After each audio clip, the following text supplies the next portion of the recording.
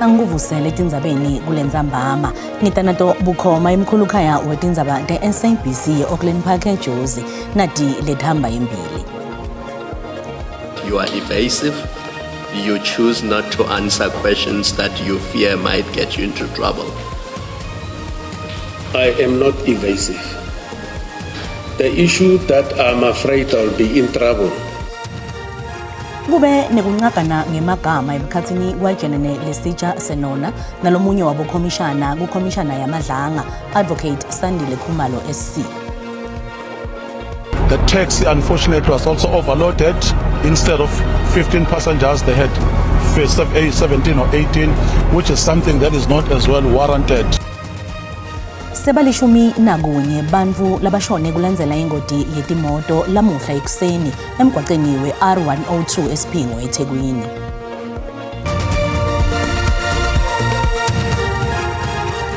Inhloko yema-Hawks KwaZulu-Natal Major General Lesetja Senona usole ikhomishana yamadlanga ngekumgcinzetela asetfula bufakazi bakhe. Senona uthi akakanikwa imiqulu lemgcoka nemininingwane lengiyo ngaphambi kwekuthi avele kule khomishana lekusimo lathi-ke sinemthelela lomubi ekutilungiseleleni nasekudivikeleni kwakhe. Senona uvete kunganetiseki kwakhe ngendlela lemphethe ngayo le khomishana wathi lolu hlelo luhanjiswa ngendlela efanele. Lomuhla uniketa ubufakazi langelesithathu ngekulandzelana kule komishana. To inform the commission on record the challenges I went through even before I appeared on the 26th of November, where some of the documents were issued on the very same day that I appeared upon it. Nakakhala ngekungaphatheki kahle Senona umqondisi omkhulu wemkhandlu ubuke kulandzela umthethosisekelo lo uSenaidu uncome kakhulu umsebenzi wabokomishana ngendlela bamhlaba ngembuto ngayo Senona. Ungeteke ukuthi lokho kumcoka ngekuthola ubucotho befakazi nekucacisa into letimcoka kule komishana. The probative value of the questioning from the evidence leaders has been absolutely critical because it's really exposed, as I say, the inconsistencies in his testimony, the fact that the story he's trying to portray, the narrative he's trying to give, that this was an innocent friendship between him and Mr. Matlala. Moya ke lomuhle kule komishana ngesikhathi lomnye wobukomishana Advocate Sandile Khumalo SC asola jenene Senona ngekubalekana nenzambo nakaniketa ubufakazi bakhe. Khumalo uthi Senona akafuni kuvete imininingwane lemcoka nakuta enkulumeni yakhe ya WhatsApp na Vuskhet Matlala kubese kujikijelana ngemagama. You leaving me with the impression that you are evasive. You choose not to answer questions that you fear might get you into trouble. I am not evasive. The issue that I'm afraid I'll be in trouble. I am already in trouble. Umsebenzi wale komishana uyachubeka. Sikubutile mbukeli ukuthi ingabe unaye yini idvolocina kuleli khomishana lamadlanga njengobe mengameli asavedile ukuthi luphenyo aluqhubeke kube nalababukana nesandla semthetho. Nawo umbono wakho. Sasaza likhona ithemba kule commission kaMadlanga mayiqhubeke ihambele phambili kubanjwe abantu ukuze ilizwe lethu lilunge. Ithemba ngingalama commissioner lapha eNingizimu Afrika hayi mancane kakhulu. Ayahlala wona sibuke sizwa swabona amaqiniso ephuma. Kodwa asiboni kuba khona abantu ababoshwa. Nje umongo mesememeza ukuthi abantu ababhekana nengalo yomthetho bajeze. Ayikhona kuzofiwa ngempela khona bazoboshwa ababoshwa abantu. Ngokujwayelekile lapha eNingizimu Afrika amacala akhona ngesikhathi eside ngempela ngendlela ukuthi uyawuzilahlela nayo ithemba lokuthi ayokafike kwisiphetho sawo kodwa ngibengingasho ngithi ke khomishana yamadlanga ayiqhubeke mhlambe khona ezovundulula. Kule komishana yamadlanga le mancane amathuba ukuthi lezi insizwa yiboshwe ngoba kusebenza kakhulu imali lapha enkantolo. Abantu basatawuboshwa, abantu basatawubukana nengalo emthetho, abantu baningi labasatawuboshwa. So Madlanga akathathe inzima yakhe ayisebenzise. Lona ngumbono wembukeli. iSABC yethweswa ukuthi phendvulela ngawo. I-ANC seyiphotfule umbiko wenkomfa yaseJozi kulandzela kutfolakala kwemaphepha ekuvota emntini wemuntfu ePitoli ngempela-sonto leyengcile. Tikhulu talenhlangano titawutfola ngemsombuluko lombiko lobuya kumabhalane jikelele Fikile Mbalula. Mbalula uvete kutsi emaphepha ekuvota kufute abekwe endzaweni lephephile tinyanga letisitfupha. Tinsolo tekukhwabanisa emavoti emalunga langetiwe ngomfeni yesigodi beyibanjelwe eJozi lenyanga lefile nekutholwa kwemaphepha ekuvota ePitoli kulempelasonto leyengcile kususe umsindvo lomkhulu. Lamaphepha ekuvota emalunga langetiwe atholwe ekhaya lemuntu longakadzalulwa ePitoli lekusolwa ukuthi uyamene nesikhungo sekuvota. What happened with them after conference? They are supposed to be kept in a safe place in the provincial office or in the regional office, but sealed. That's what is supposed to happen. And in terms of our guidelines, they can only be disposed of after 6 months because, remember, after elections, there could be litigation. People can take you to court and demand that ballot boxes must be recounted and so on. Mbalula uticitsile tinsolo letithi bekunengohlakalo kulengomfa. Uphinze wathi kutholakala kwemaphepha ekuvota akuthikameti lutho ekucokweni kwetikhulu tesigodi. Report about that. That report has been shared with the province, will be shared with national officials on Monday. Likomiti lelisetulu lesigodi seJozi alikajabuli ngekungaphawuli kwalesifundza ngaloludzaba. Sebalishumi nakunye bantfu labashone kulandzela ingoti yetimoto lamuhla ekuseni emgwaqeni we-R102 eSiphingo eThekwini. Belusito lwekuqala bathunyelwe endzaweni yesigameko lapho ke kutfolakele khona abagibeli bavalelekile.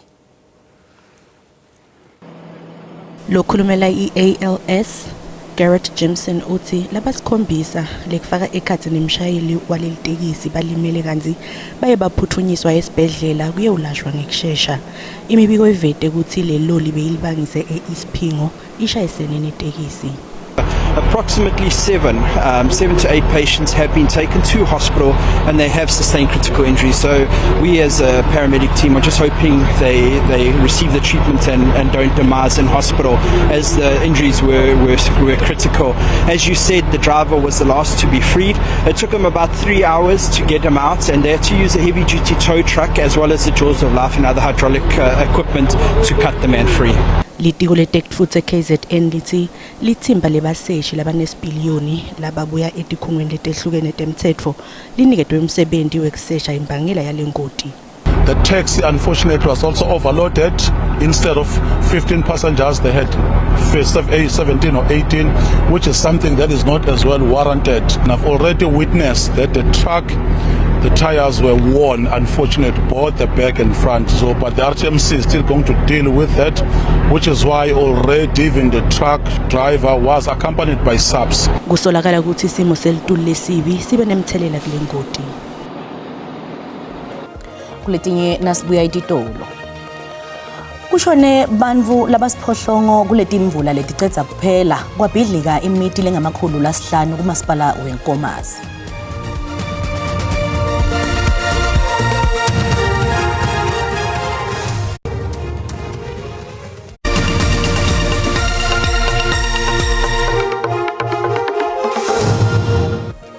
Wemukelekile mbukele esigabeni sethu sesibili setindzaba nawusanza kungena ukhethe kahle hlala nathi. Kushone bantfu labasiphohlongo kuletimvula leticedza kuphela kwabhidlika imiti lengemakhulu lasihlanu kumasipala weNkomazi. Kanzi-ke lokubonwe ngumndeni wakaNkosi eLowville kushacisa lugogo. Lo mndeni usele ebaleni ngemva kwekudzilika kweludvonga lwendlu yawo. Kanzi inhloko yalomndeni Patrick Nkosi ikhubatekile. Lendlu yabhidlika ebusuku angekhathi kuyo Nkosi. Unxusa uhulumende ukuthi amelekelele kwatise imvula isengakacedzi kuna. Kanzi nalesakhiwo asikaphephi. Seluleko Mkhwanazi naThabo Moloya basihlanganisele lo mbiko lolandzelako. Imvula lebengenamkhawulo ehambisana esikhukhula eLimpopo naseMpumalanga ishiye umonakalo lomkhulu. Patrick Nkosi oneminyaka lengamashumi nesiphohlongo 58 usele ebaleni emva kwebhidlika kweludvonga lendlu yakhe lebeyibhatsiwe. Kunyalo Nkosi uphelelwe akade ukuthi athathe ayibhice nani. Uthi kwasa ahleli ngetibunu ngobe kude labengabalekela khona ngobe yadzilika ebusuku. Sidzingo sakhe lesikhulu luphahla etokwenhloko. Mangakahle indlame etshilikile kuthi ngibonako ngicela bangakhele indlu kugovernment ngiyacela. Simo sami simekabi nebantwana bathise mabele emtini ngenze ukuthi indlu etshilikile bathahlala abantwana. Kwendakaleni ngesikhathi kudzileka lendlu bowukuphi futhi wena leso sikhathi? Bengileka sendlini silele ngileka sendlini ngihleli ke mina ke. Sileka lelo leka sendlini mina. Wase wenda njani? Ngihlinto kusizwe besoyetha kwende kanjani lapho ngizophuma ngeke imvuleyana kude ngikwendile ngihleli sabe sicela makhelwane angincedise mina ukuthi ngiphephe ngazi ngizile kwalendlo. Mina ngidlule ngikude ngidawushona khona. Sengicela government ngicela sitho ngegovernment. Ngosi unebantwana bemantombazane lababili labasafunza sikolwa. Nabo ke badzinga lusito ngetimfanelo tesikolwa. Kungunyalo bakhoseleka babekati wabo naye losakhulile lonemandla lamafishane.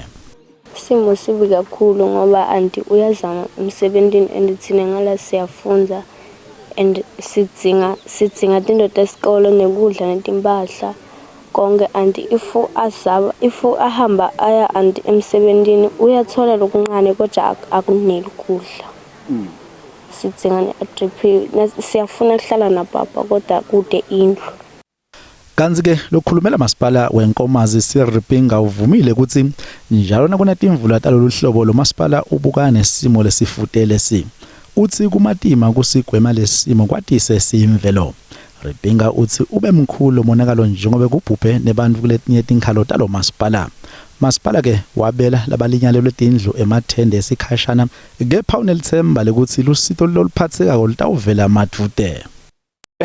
Lesikuyo la eluvile sithena senda i-assessment sathola ukuthi tindlu letimoshakele ting68 leti tidzinga i-urgent intervention ngoba letinyenti takhona ke takhiwe ngelidzaka uma tindlu takhiwe ngelidzaka ke empeleni vele ke kuvamisile ukuthi tihambe ngemvula kepha ke indvo lesesicelile sithumelile ke i-report kuhulumende lo setulu ke ku province sinelithemba nje ukuthi vele lusito lutawuba mathudana ukuthi nabo labantu labo bathole tindlu njengoba sathi ukuthi isimo sabo asikho kahle tindlu tabo akhiwe ngelidzaka impeleni inkomazi yonke nje simo setetindlu sithema senda le assessment sathola ukuthi tindlu lecishe letimoshakele tingatulu kwa 500.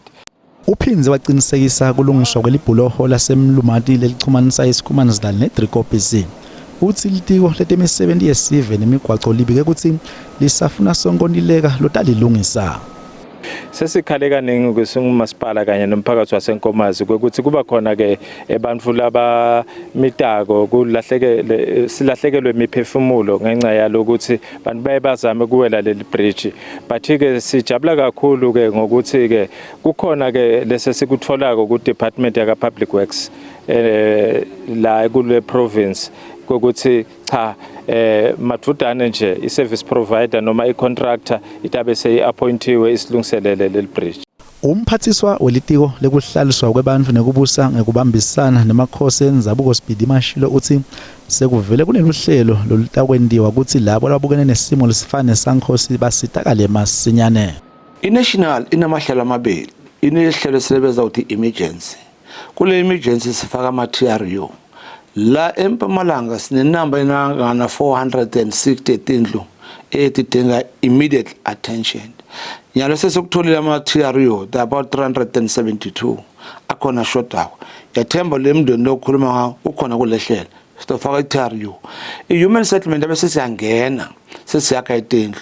Ngoba takhumbula ukuthi indlu ufuna sokucheka ukuthi azange wayithola indlu endaweni ethize na.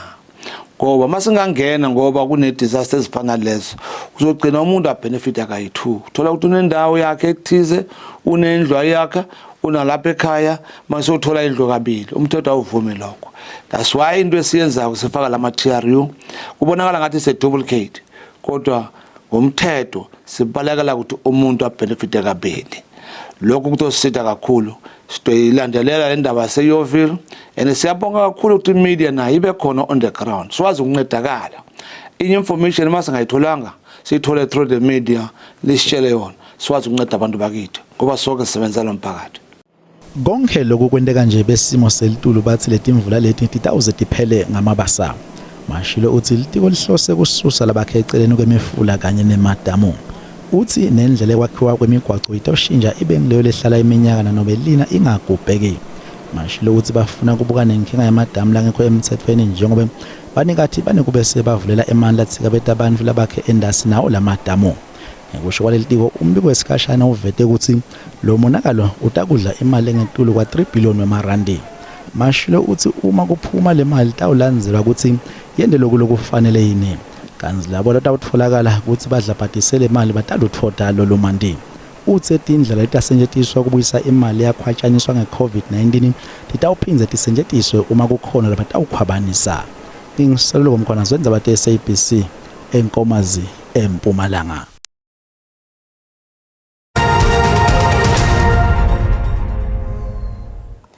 Likomiti lenqubomgomo letetimali lelibhange Ngodla limemetele kumandzawonye kwelinani lemali mboleko esinqumeni salo lelikubeke ku 6.75% bese kuthi libe ku 10.25% lekubolekisa. Lelibhange lithi emandla emali asafinyelele esicongweni kulomnyaka kanti ke kulindzeleke ukuthi alawuleke. The MPC decided to keep the policy rate unchanged at 6.75%. 2 members favored a cut of 25 basis points, while 4 preferred a hold. Nazivakashele timakethe tetimali sitfola ukuthi lirandi linyukile nalicathaniswa netimali takulamanye emave.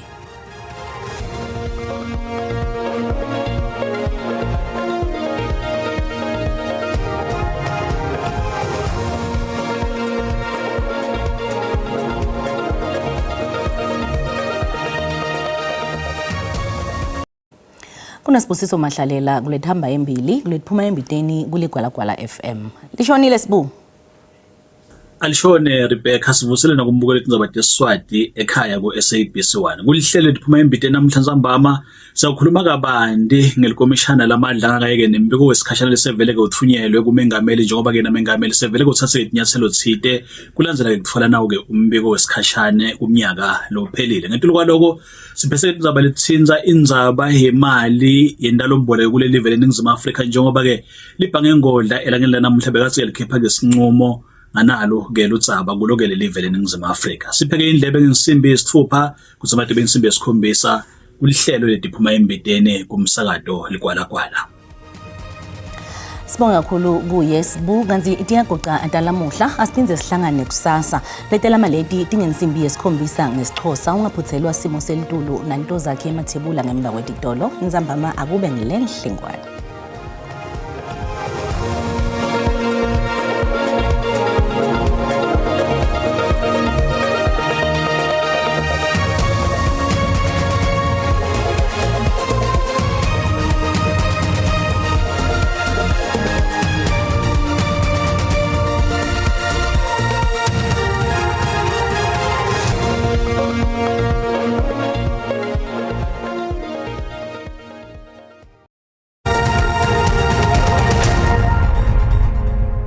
Asikubingelele sikwamukele kunasi isimo selitulu kusihlwa namuhla ngorelo muhle sibuka kakhulu ke ku Rebecca kanti ke masibuka sithombe sethu akhombisa amahla kakhulu ke mathuba emvula mawubuka ke lacishe ke enkabeni elive ngorelo muhle kakhulu kati sifundza ke Free State njengoba lapha ku 60% kanti ke impumela yelive asimile lapha kuye ke la 30% kanti njengoba likhombisa ke la kubalela mawehla ke wenshorola Kapa ngorelo muhle kanti ke masichubeka sikubukela ke la naselangeni lakusasa ngorelo muhle aqhubekile ke lawo mathuba emvula lapha kuye ke la 60% njengoba ubona enkabeni elive ngorelo muhle kanti ke asaqhubeka na ku 30% limbonye ngemafu mawubuka ke la empumalanga yelive ikakhulu kade sifundza iLimpopo njengoba nasensholola Kapa ngorelo muhle liyakhombisa ukuthi limbonya ngemafu nakuleto tendzawo loteyo ngorelo muhle kanti ke sixwayiso lesivela ke la kuba ka South African Weather Service kusihlwa namuhla likhombisa ke kuvuma kakhulu mabuka ke la ikakhulu sifundza ke iFree State iNorth West sifundza ke Gauteng nengcenye sifundza impumalanga wehlele ke la esifundzeni ke la iKwaZulu Natal ngorelo muhle kanti ke la naselangeni lakusasa sisekhona ke lesixwayiso sekuduma ke kwelitulu njengoba likhombisa ke la kuduma kakhulu mabuka ke la sifundza eGauteng iNorth West kanjalo nesifundza ke la iFree State ngorelo muhle kanti ke ngahle ke kucubuka umlilo mawuya ke la ensholola Kapa ikakhulu kade sifundza ke la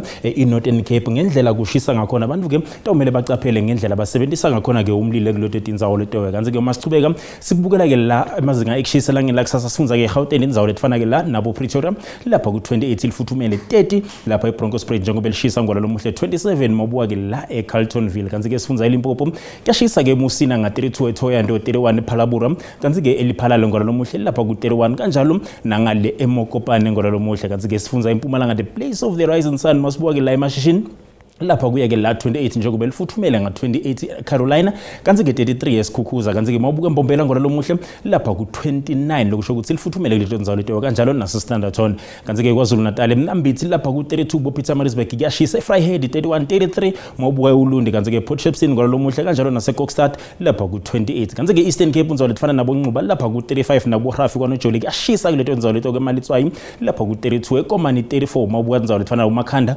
kuyashisa kuleto ndzalo leto kanti ke Gcebekha lapha kuye la 28 kanti ke iWestern Cape eFredendale lapha ku 32 Glen Williams lapha ku 35 kuyashisa eBeefort West nga 37 kanti ke kuBojoji lapha ku 26 lipholile ke Moselibhengu lomuhle ngaye ke la 25 kanti ke Cape Town lapha kuye ke la 30 kanti ke Northern Cape unzalo lefana nabo Uppington lapha ku 38 lishisa likhipha umkhovetsheni nabo Carnarvon kanjalo iDR lapha ku 35 boKimberley eGrumman lapha ku 33 mabuka ke eSutherland kwalo lomuhle kuyashisa nakhona ngaye ke la 31 kanti ke sifunza iFree State inzalo lefana nabo Sasolburg lapha ku 29 likhombisa ke la akufuthumala kepha ke kuyashisa eBothaville nga 36 30 Kronstadt mabuka bo Frankfurt lapha kuye ke la 31 kanti ke Bethlehem lifuthumela nga 28 kanti mabuka eBloemfontein kwalo lomuhle lapha kuye ke la 31 kanti ke ngolo lomuhle sengiphethe ngibuka ke la sifunza ikakhulu kade iNorthwest inzawo lefana nabo Tosca lapha ku 35 likhombisa kushisa nabo Vryburg ngaye 33 eTaung lapha kuye ke la 34 kanti ke mabuka inzawo lefana nabo Rustenburg ngolo lomuhle lapha ku 30 likhombisa ke kushisa kuleto nzawo leto Potchefstroom